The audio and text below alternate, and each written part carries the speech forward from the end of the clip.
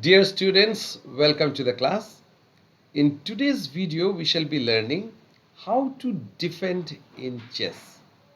Especially if our opponent threatens to checkmate us, how should we respond? Now, one thing to note is the art of defending is much more difficult than the art of attacking. So defense is more difficult than attack. Why? Because when we defend, first of all, we have to understand what our opponent is trying to do. And only then we have to find a suitable response.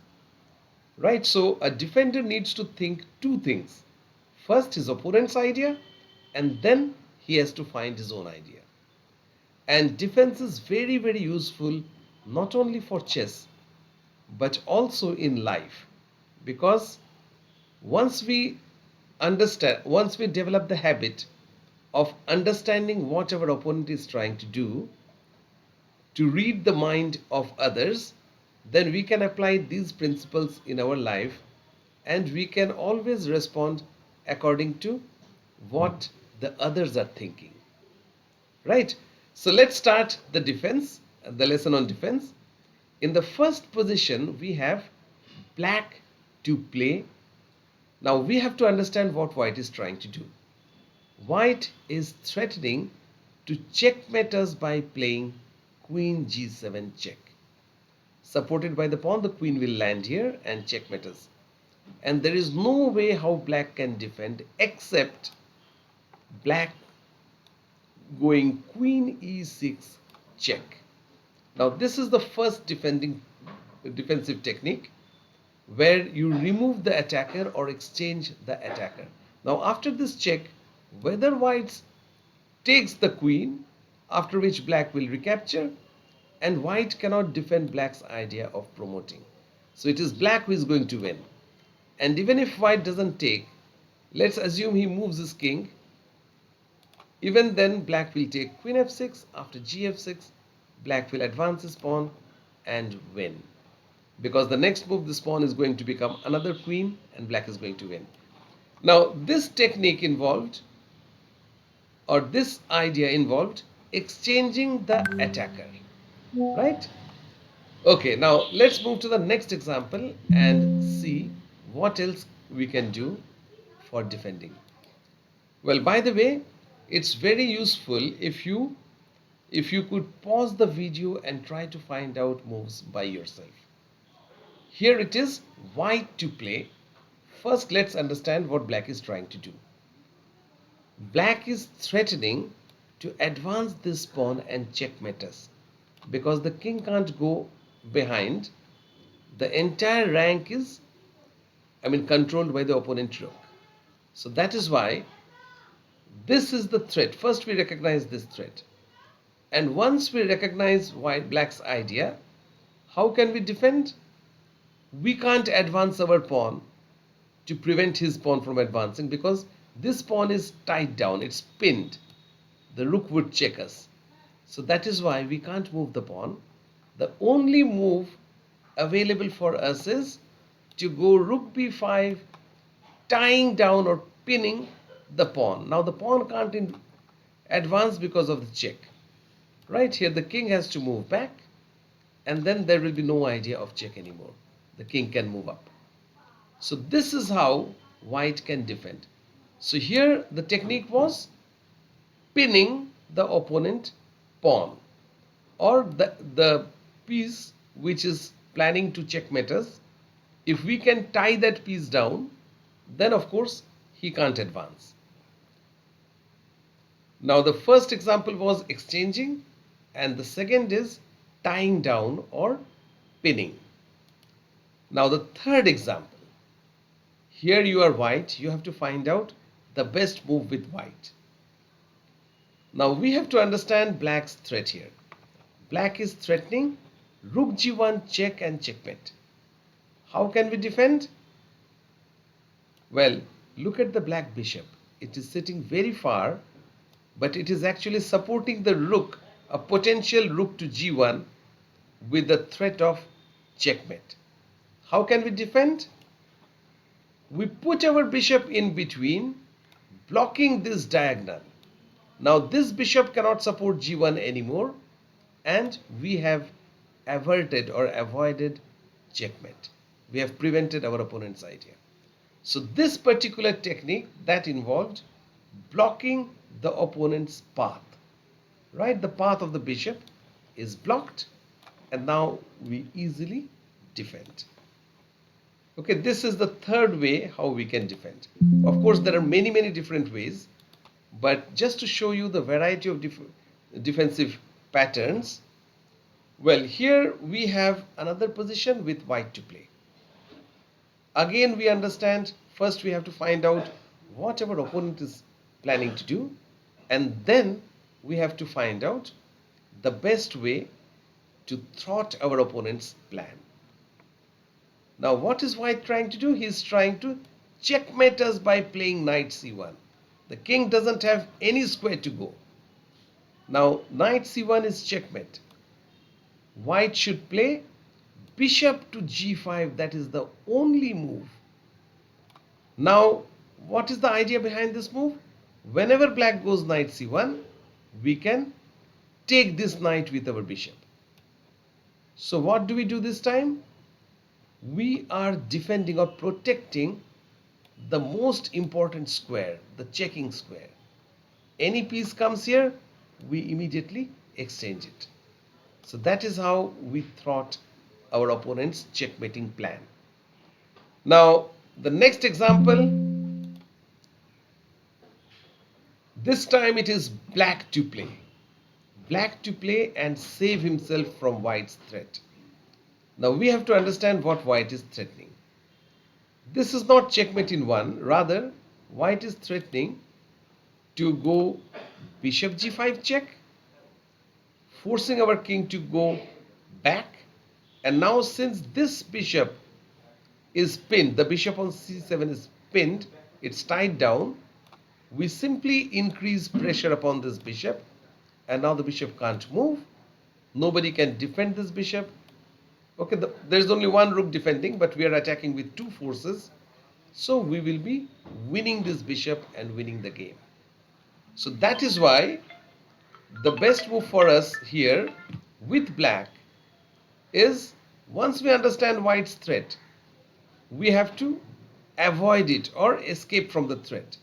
And this time the solution is we play g5, making an escape square for the king.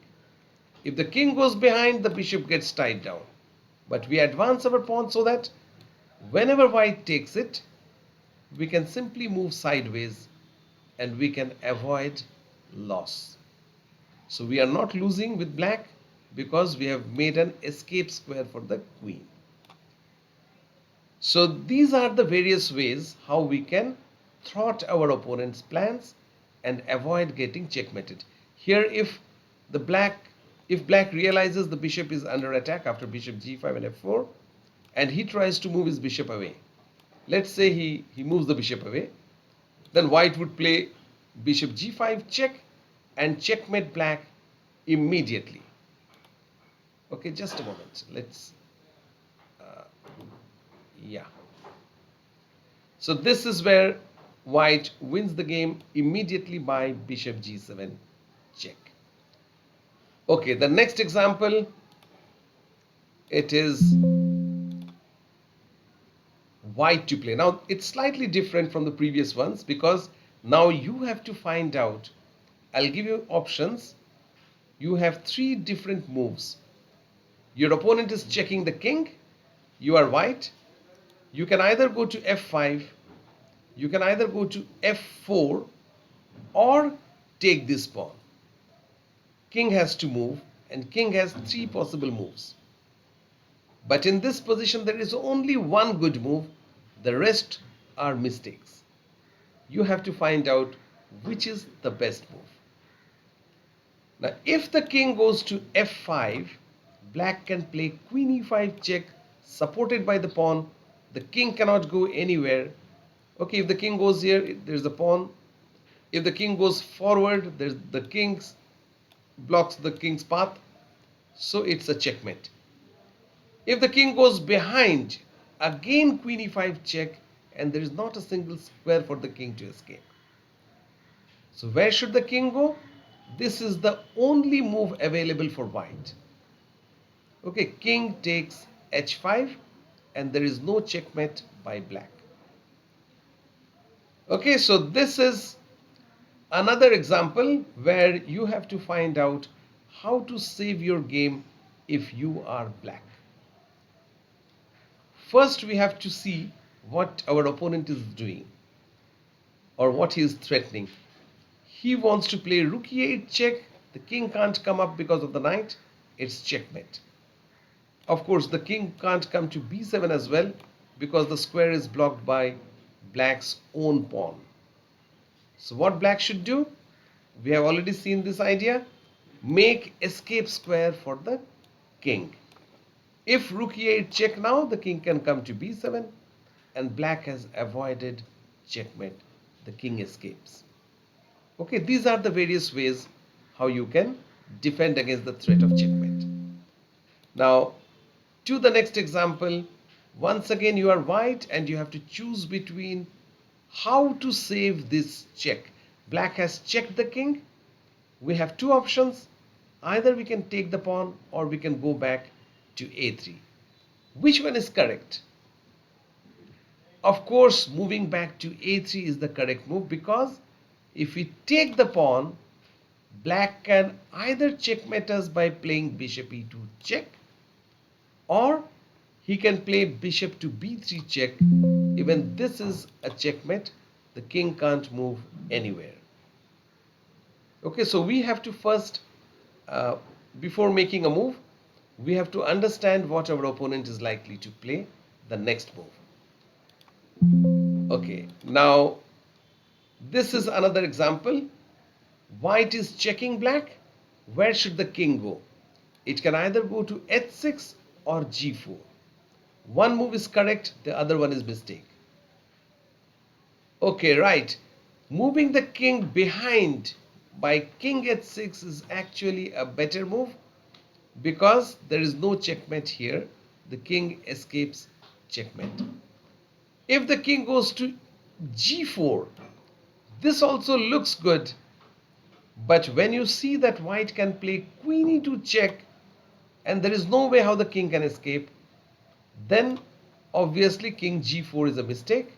You realize this is a mistake and this is the only move which can save the game. So whenever your opponent checks you or threatens to checkmate you, be very careful and alert. You have to really see which squares his pieces can go to, and then you have to take your decision. Okay, the next example, this is the last example of today's session. It is black to play and defend. Okay, in this position, if black moves his knight or pawns or anything, if he moves anything like this, knight f2, white will play knight e2 check, and surprisingly, this is checkmate because the king can't go here or here because of white pawns. King can't come forward because of the king, and the king can't go to d4 because of the knight. If black sees through white's threat, if he finds out white is planning to checkmate him, then what he will do? He will run away. He will play king d4. Now if white plays check, the king has plenty of squares to run in any direction. There is no danger. Okay, so this is how you should defend when your opponent is attacking against your king. Okay, remember, the art of defense is an essential quality which you must have if you want to be a good chess player, and defending is actually more difficult than attacking because first you have to spot your opponent's idea and then you have to find out how you can avoid that idea. Thanks for watching. Meet you in the next lesson.